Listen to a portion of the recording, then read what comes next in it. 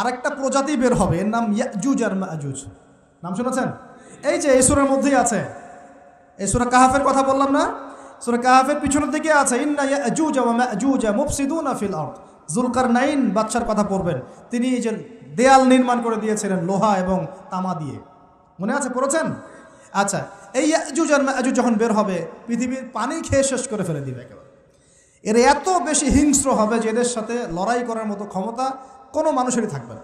এমনকি ঈসা আলাইহিস সালামেরও নয়। ঈসা আলাইহিস সালাম তুর পাহাড়ে চলে যাবেন মুসলিমদেরকে নিয়ে, তুর পাহাড়ের ভিতরে মুসলিমরা সেখানে লুকিয়ে থাকবে, পৃথিবীর মেসাকার অবস্থা হয়ে যাবে, পৃথিবীর পানি খেয়ে শেষ করে ফেলে দিবে হিংস্র প্রজাতি। তখন ঈসা আলাইহিস সালাম আল্লাহর কাছে দোয়া করবেন, আল্লাহ এই বিভৎস জাতিকে ধ্বংস করো। আল্লাহ রাব্বুল আলামিন তখন ওই ইয়াজুজ আর মাজুজের এই কাঁধে, ঠিক কাঁধের মাঝখানে একটা ভাইরাস জন্ম দিবেন। কি জন্ম দিবেন? ওই যে বলি না মহামারীর ভাইরাস, অমুক ভাইরাস তমুক ভাইরাস, এই ভাইরাস আরও সামনে আছে বাকি এখন। ওই ভাইরাসে, ওই পোকায়, ওই ব্যাকটেরিয়া বা যেটাই হোক আল্লাহ পাক যাই দিবেন, এতে করে ইয়াজুজ আর মাজুজের পুরো প্রজাতি ধপধপ ধপধপ করে মারা যাবে। মানে এটা ছোঁয়াচে রোগ হবে। কি রোগ হবে? ছোঁয়াচে। ঠিক যেমন আমরা একটু করোনা দেখলাম না, একজন থেকে আরেকজন, একজন থেকে আরেকজন, এরকম জিনিস চলবে আরও বিশ্বে। আর এখনকার নতুন রিসার্চ হচ্ছে ওই সাইবেরিয়া অঞ্চলের যে বরফগুলো আছে না, ওর নিচে এই 1 লাখ বছর, 1.5 লাখ বছর, 2 লাখ বছর আগের ভাইরাসগুলো নতুন করে জায়গা শুরু করেছে এখন। হ্যাঁ, এগুলো বিজ্ঞানীরা বলছেন যে এগুলো আবার কোন দিন জানি পৃথিবীতে আত্মপ্রকাশ করা শুরু হয়। সব কিছুই ঘটবে। বিশ্বটার খুব রহস্য আছে, বিশ্বটার অনেক রহস্য আছে। আল্লাহ পাক এগুলো খেলার ছলে সৃষ্টি করেন নাই, পরীক্ষা। লিয়াবলুয়াকুম আইয়ুকুম আহসানু আমালা, আল্লাহ পাক বলেছেন। এরপরে ইয়াজুজ আর মাজুজের সব প্রজাতি মারা যাবে। নবীজি বলছেন জমিনে কোনো জায়গায় ফাঁকা থাকবে না, সমস্ত জায়গাতেই ওদের দেহ পড়ে থাকবে। আল্লাহু আকবার। এরপরে ঈসা আলাইহিস সালাম আল্লাহকে বলবেন, আল্লাহ জমিনটাকে পবিত্র করে দাও। আল্লাহ পাক কী করবেন জানেন? বড় বড় নখরওয়ালা, বড় বড় নখ আছে, নখ দেখেছেন? বড় বড় বড় বড় নখওয়ালা একটা স্পেশাল প্রজাতির পাখি আল্লাহ পাঠাবেন। কি পাঠাবেন? পাখি। এটা কোন পাখি, কি নাম আমরা জানি না, মহাবিশ্বের কোন জায়গা থেকে আসবে তাও জানি না, পৃথিবীতে আসে কিনা তাও জানি না, আল্লাহ পাঠাবেন। আবাবিল, তয়রন আবাবিল যখন আল্লাহ পাখি পাঠিয়েছিলেন না, ও আরসালা আলাইহিম তয়রন আবাবিল, আসলে ওই পাখির নাম কিন্তু আবাবিল না, আবাবিল মানে হচ্ছে ঝাঁকে ঝাঁকে। তো ওই পাখি কি আর দেখা গেছে? ওই রকম করে পাথর কেউ নিক্ষেপ করেছে? আর ঠিক এরকম করে এই এক শ্রেণীর পাখি আল্লাহ পাঠাবেন যাদের নখগুলো খুব বড় বড় হবে, বিশাল বিশাল নখ। এই নখগুলো দিয়ে তারা দেহগুলোকে উঠাবে, উঠিয়ে নিয়ে কোথায় যে ফেলে দিবে আল্লাহ ভালো জানে। সুবহানাল্লাহ, আল্লাহু আকবার। আল্লাহ পাক বিশ্বে কত কি বাকি রেখেছেন এখন। এরপরে আল্লাহ পাক কী করবেন জানেন? আল্লাহ পাক বৃষ্টি বর্ষণ করবেন। এত বেশি বৃষ্টি হবে, এত বৃষ্টি হবে, জমিন ধুয়ে পরিষ্কার হয়ে যাবে। হাদিসে আসছে জমিন একদম চকচক করবে, জমিনটা পরিষ্কার হয়ে চকচক করতে থাকবে। এরপরে কারণ ওই ভাইরাস তো ধুইতে হবে না, ভাইরাসকে ধুয়ে সাফ করতে হবে। তারপরে ঈসা আলাইহিস সালামের সময়ে বলা হচ্ছে, তার সময়ে একটা ডালিম দেখেছেন কি না? আনার ডালিম, এই ডালিমের যে খোসা হয় না, এই ডালিমের খোসার নিচে একটা পুরো পরিবার আশ্রয় নিতে পারবে। কি বুঝলেন? এত বড় বড় ফল হবে, এত বরকত হবে জমিনের মধ্যে। কখন বরকত হয়? যখন একটা জনপদের অধিবাসীরা আল্লাহর সামনে আত্মসমর্পণ করে, তখন আল্লাহ বরকত দেন। আমরা কি আত্মসমর্পণ করছি? এই জন্যই তো অর্থনৈতিক মন্দা চলছে। এমনি নাকি?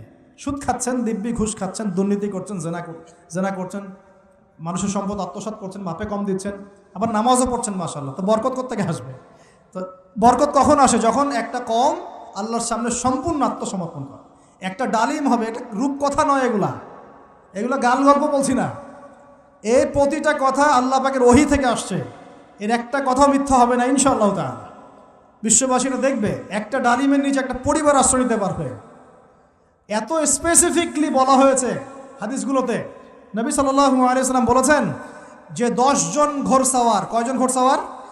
10 জন ঘোড়সাওয়ার বের হবে ইমাম মাহদির সময়, যারা খোঁজ নিতে যাবে যে দেখি দাজ্জাল বের হয়েছে কিনা। ঘোড়ায় করে খোঁজ নিতে যাবে, দেখি দাজ্জাল বের হয়েছে কিনা। ওই 10, নবীজি বলছেন আমি ওই 10 জনের নামও জানি, ওদের বাবার নামও জানি। সুবহান। এত স্পেসিফিক জ্ঞান দেওয়া হয়েছে আল্লাহর পক্ষ থেকে নবী সাল্লাল্লাহু আলাইহি ওয়াসাল্লামকে। তার হাদিস থেকে বলছি, ডালিমের নিচে পরিবার আশ্রয় নিতে পারবে। তো অনেকে হয়তো হাসবে, কি বলে একটু উল্টা পাল্টা কথা, তাই না?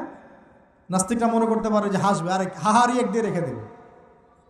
এখন মানুষ ফেসবুকের মতো চিন্তা করে, ফেসবুকের মতো হাসে, ফেসবুকের মতো কাঁদে, মানুষ এখন রোবটিক হয়ে গেছে, ঠিক আছে? আচ্ছা, তো এরপর কি? এরপরে বরকতের এই সময়টা শেষ হয়ে যাবে কখন? যখন মানুষ আবার সেই জেনা, পাপ, শিরিক, কুফর এগুলোতে লিপ্ত হবে। আল্লাহ রসুল বলছেন এমন একটা মানুষও বাকি থাকবে না, একটা মানুষও না যে খালি লা ইলাহা ইল্লাল্লাহ কালিমাটা পড়তে জানে, এমন একটা মানুষও বাকি থাকবে না। বলেন নাউজুবিল্লাহ। ওরা হবে এই পৃথিবীর সবচেয়ে নিকৃষ্ট মানুষ। ওদের চেয়ে নিকৃষ্ট কোনো মানুষ এই পৃথিবীতে হবে না। এখনও কি এরকম সময় আসে নাই? এখন কি লা ইলাহা ইল্লাল্লাহ আছে না? পূর্ণাঙ্গ প্রয়োগটা নাই, কিন্তু কালিমা তো আছে কি না? তখন নবীজি বলছেন এমন একটা যুগ আসবে যে লা ইলাহা ইল্লাল্লাহ বলার মতো একটা মানুষ খুঁজে পাওয়া যাবে না। আর মানুষ রাস্তাঘাটে কুকুরের মতো জেনা করবে। রাস্তাঘাটে কুকুর যেমন সঙ্গম করে না রাস্তাঘাটে, ওই রকম করে মানুষ রাস্তাঘাটে জেনা করবে। ওই সময়ে আল্লাহ রাব্বুল আলামিন পশ্চিম দিক থেকে সূর্য উঠাবেন। কোন দিক থেকে? সূর্য সত্যি সত্যি পশ্চিম দিকে উঠবে। পৃথিবী একদিকে ঘুরছে না এখন? কে জানে আল্লাহ পাক পৃথিবীর ঘূর্ণন থামিয়ে উল্টা দিকে ঘোরাতে পারেন না? অবশ্যই পারেন। আল্লাহ পাকের জন্য এটা খালি বলা কুন ফায়াকুন, হও হয়ে যাও, ব্যাস। পুরো বিশ্বের বড় বড় ডিপার্টমেন্টগুলো কারা নিয়ন্ত্রণ করছে? আমরা নিয়ন্ত্রণ করছি? জি না। এমনকি খ্রিস্টানরাও নিয়ন্ত্রণ করছে না, বরং ওরাই নিয়ন্ত্রণ করছে। আপনাকে গভীরে ঢুকতে হবে তো। তার মানে সে আত্মপ্রকাশ না করলেও তার অনুসারীরা তো মাশাআল্লাহ শক্তিশালী হয়ে গেছে কি না? তার মানে সময় কাছে না দূরে? কাছে। এটা বোঝার জন্য কি ভবিষ্যৎবাণী করা লাগে?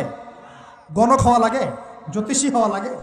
এটা বোঝার জন্য কোরআন সুন্নাহর সাথে শেষ জামানা স্টাডি করলেই হয়। Economics, world affairs, history study করলেই বুঝতে পারেন, হৃদয়ের চোখ খুলে যাবে ইনশাআল্লাহ তাআলা। আল্লাহ পাক বোঝার তৌফিক দান করুন। এখন সে বের হয়ে বিশ্বটাকে শাসন করবে ঠিকই, কিন্তু তার সাথে লড়াই করার ক্ষমতা ওই সময় মুসলিমদের থাকবে না। তখন আল্লাহ পাক পাঠাবেন ওই যে সত্যিকারের মাসিহ ঈসা আলাইহিস সালাম।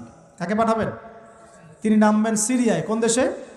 সিরিয়ার দামেশকে তিনি নামবেন। দুজন ফেরেশতার কাঁধে ভর দিয়ে, তখন তার চুলগুলো দিয়ে টপ টপ করে মুক্তার মতো পানি ঝরতে থাকবে, এমনটা হাদিসে বলা হয়েছে। সুবহানাল্লাহ, সুবহানাল্লাহ।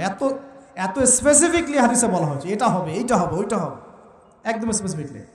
তারপরে ঈসা আলাইহিস সালাম তিনি যখন ওই মুসলিমদেরকে পেয়ে যাবেন, তাকে ইমামতি করতে বলা হবে। ঈসা আলাইহিস সালাম বলবেন, না, আমি ইমামতি করতে পারবো না। ইমামতি এই উম্মতের জন্যই করা হয়েছে। বলেন সুবহানাল্লাহ। আমাদের ইমাম ইমামতি করবেন, তিনি পিছনে মুক্তাদি হবেন। একজন নবী মুক্তাদি হবেন আর ইমাম ইমামতি করবে। চিন্তা করতে পারেন?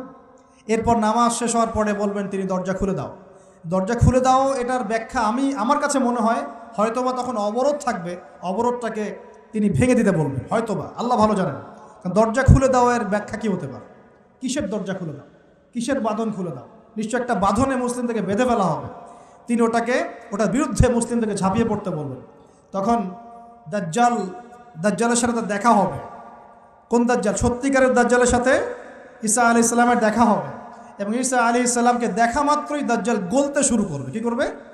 গলতে শুরু। লবণ যেমন গলে যায় না তাপ দিলে, এমন করে গলতে শুরু করবে। এবং ঈসা আলাইহিস সালামের নিঃশ্বাসে আল্লাহ পাক একটা অন্যরকম ক্ষমতা দিবেন।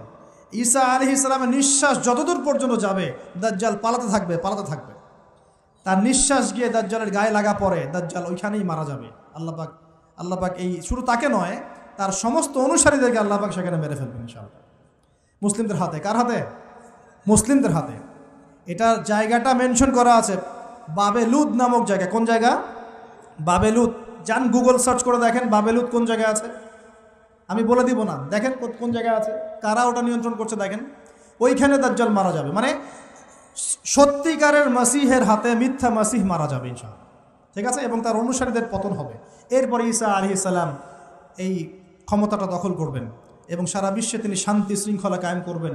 একজন ন্যায়পরায়ণ শাসক হবেন ইনশাআল্লাহ তাআলা। এবং তিনি নতুন কোনো শরীয়ত নিয়ে আসবেন না, উম্মতে মুহাম্মাদের শরীয়ত কায়েম থাকবে ইনশাআল্লাহ। এরপরে 40 বছর তিনি রাজত্ব করবেন। কত বছর? 40 বছর। এবং তার বিবাহ শাদীও হবে এবং তার ইন্তেকালও হবে। তাকে দাফন করা হবে নবী মুহাম্মদ সাল্লাল্লাহু আলাইহি ওয়াসাল্লামের ঠিক পাশেই। আল্লাহু আকবার। ঠিক তার পাশেই দাফন করা হবে। এরপরে মানুষ আবারও খারাপ হওয়া শুরু করবে। কেমন খারাপ হবে? ও আচ্ছা, মাঝখানে একটা কথা বলতে ভুলে গেছে। ব্যাস, আমি কয়েকদিন আগে রিপোর্ট দেখেছি, পৃথিবীর নিচে কিন্তু আগুনের স্তর আছে। আচ্ছা, জানেন তো পৃথিবীর নিচে আগ্নেয়গিরিগুলো আছে। পৃথিবীর ভিতরেও একটা ঘূর্ণন হয়। সেই ঘূর্ণনের দিক পরিবর্তন হচ্ছে দিন দিন, এমনটা রিপোর্ট এসেছে। দেখেন, আপনি ইন্টারনেট ঘাটাঘাটি করেন। আর অনেকে রিপোর্ট করছে যে পৃথিবী আগে যে গতিতে ঘুরতো, এখন পৃথিবীর ঘূর্ণন গতি একটু বেড়ে গেছে। দেখেন রিপোর্ট, দেখেন ঘূর্ণন গতি বেড়ে যাওয়ার মানে হচ্ছে টাইম দ্রুত পাস করবে। আর শেষ জামানার হাদিস এটাও আছে, সময় দ্রুত পাস করবে, আছে না? এটা হাদিস আসছে।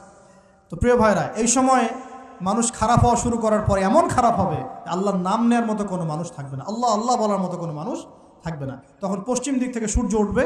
কিভাবে কিয়ামত হবে? নবীজি বলছেন, একজন ব্যক্তি পানি খাওয়ার জন্যে পাত্রটাকে মুখের সামনে নিবে, পানি গিলতে পারবে না, কিয়ামত হয়ে যাবে। নাউযুবিল্লাহ। ইযা ওয়াকাআতিল ওয়াকিআ লাইসা লিওয়াকাআতিহা কাযিবা আল খারিআতু মাল খারিআ ওয়া মা আদরাকা মাল খারিআ, আছে না? আম্মা ইয়াতাসাআলুন আনিন নাবাইল আযীম। কত সূরা আছে কিয়ামত সংক্রান্ত, পড়ে দেখেন। ইযা যুলজিলাতিল আরদু জিলজালাহা ওয়া আখরাজাতিল আরদু আথকালাহা ইযা শামসু কুওয়িরাত ওয়া ইযা নুজুমু কাদারাত। এই সূরাগুলো পড়ে দেখেন।